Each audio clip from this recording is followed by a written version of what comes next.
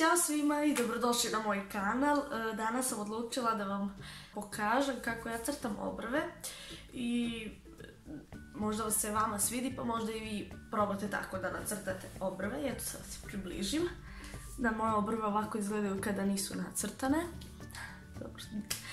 Ja, hvala Bogu, nije da nemam obrve, tako da nemam potrebe nešto puno da ih crtam, tako da za crtanje obrva koristit ću danas Aurinu četkicu. Aurinu, sad kako se ovo fokusira, ne znam.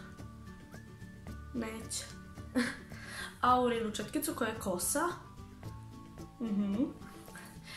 I ovako, pre svega, ja ću staviti da koristit ću ovo. Ja sam potrošila skoro to, ali skoro sam ga potrošila. Mislim da imam još jedno, ali nisam sigurna. Uzet ću to i prvo ću uzeti vosak, ovaj što imaju ovdje. Vi možete, na primjer, znate one četkice koje su kao bukvalno, čekaj, ovako izgledaju, kao od maskare. Sa njima možete pročešljati obrve, ali ja sad trenutno nemam tu četkicu, ovako, koje ovaj fazon izgledaju. Sa tim četkicama možete u vosak, pa onda tako da ih raščešljate i da dobijete svoj oblik. A ja ću samo sa tim, tako da ja ću probati da se približim što više mogu da bi vi to vidjeli. Ovako ću staviti. I valjda će se vidjeti to dobro.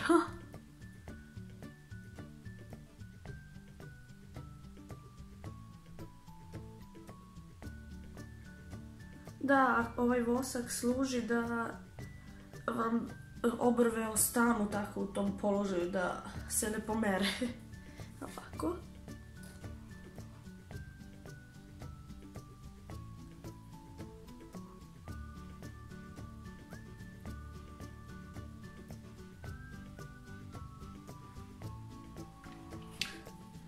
To je to od voska.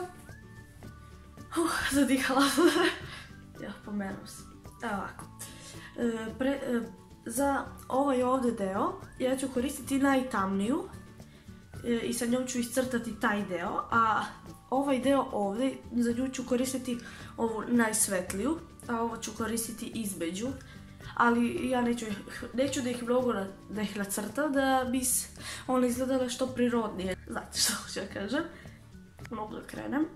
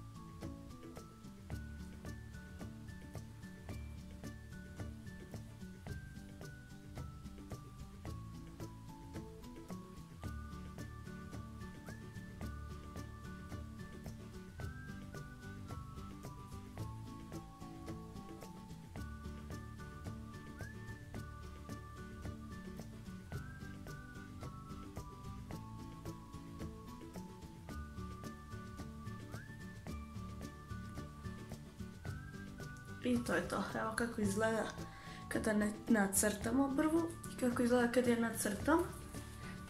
Nije neka mnogo velika razlika, ali popunila sam, evo još malo ima. Evo ovdje. Mada to uživo se i ne vidi tako. Da, ovo je nacrtana obrva, a ovo je nenacrtana. Pa ja ću sada tako da ponovim i na drugu, pa ću vam pokazati kako to na kraju izgleda. Evo, ja sam završila i drugu obrvu. Čekaj, ovako. Dobro, ja sad nemam puder, nemam ništa, samo maskaru to. I tako da ova obrva ovako izgleda i ova ovako. I to je to od mojih obrva. Tako da, na primjer, kada hoćete da imate tamnije obrve ili tako nešto, vi možete da koristite najtamniju senku, ali nemojte ovdje da koristite najtamniju senku, zašto bi vam bilo i tu crno, Ovako ovdje je onako po prirodi, obrva je ovdje onako tamnija nego ovdje, tako da tu uvijek koristite najsvetliju, pa probajte iz te svetlije da izvučete tamnu boju. I izgleda, mislim, bar meni tako izgleda što prirodnije, kao da nije nacrtana, tako da imate i one četkice sa kojima možete da iscrtavate dlake ako ih nemate. Mada ja to ne praktikujem zato što ja imam svugdje obrve, tako da ja ih crtam više da bi bile tamnije i to je to.